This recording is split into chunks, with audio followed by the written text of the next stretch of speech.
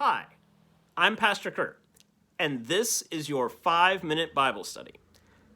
Today, we're going to be looking at Exodus 16. In this chapter, we hear about God providing bread from heaven. But how did we get here? What's the background to this story?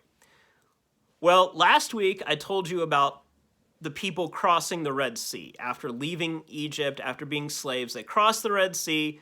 Pharaoh's armies and his chariots were drowned in the water, and the people rejoiced. Wonderful. Now that they're on the other side of the sea and they have to wander through the wilderness, they start to realize something. They don't have any food. It's a very practical thing. You don't set out on a journey and not bring food. Have you ever gone on a family vacation and not packed snacks for the trip? You need food as you travel. Moses was just trying to get the people out of Egypt. He didn't think about bringing food. Yes, they brought a little bit of food. They brought some unleavened bread with them, but that was about it. Once they reach the other side of the Red Sea and they're in the wilderness, they start to complain. They say that they're dying of hunger, that they're starving, that there's nothing to eat.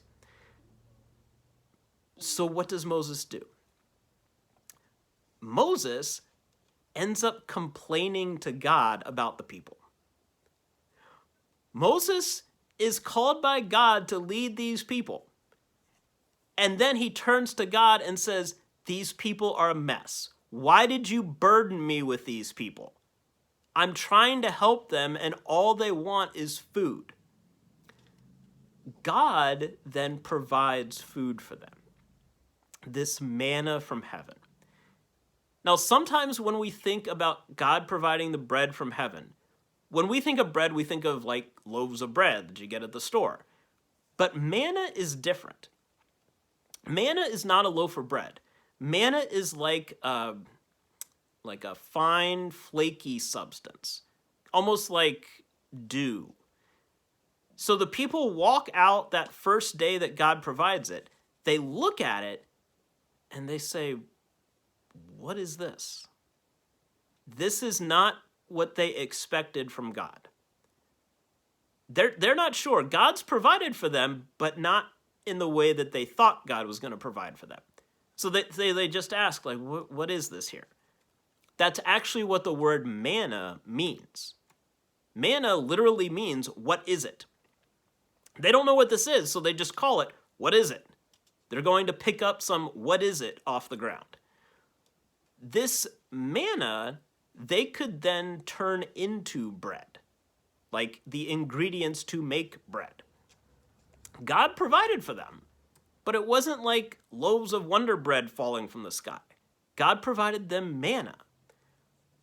So there's a couple of things to notice here. One, God provides. Sometimes we forget that, or we take that for granted. Sometimes we complain about our lives. We complain about all sorts of things, as if God's not looking out for us. God is looking out for us. God is looking out for you. God is taking care of you. We pray, "Give us this day our daily bread," and sometimes we forget that God is already doing that.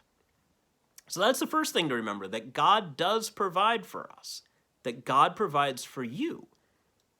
The second thing to notice is that when God provides, it might not be what you think. The people were expecting something obvious, but instead God gave them this weird, flaky stuff on the ground. And they ask, "What is this?" Sometimes when God provides for us, we have the same reaction. Like, what is this? This isn't what I wanted, God. Well, it might not be what we want, but it's what we need. God is very good about helping us and providing for us, but it's not always in the ways we expect. So remember that God is taking care of you, just maybe not in the ways that you thought. There's your 5-minute Bible study for today. Please like, comment, share, and subscribe, and I'll see you next time. Thanks.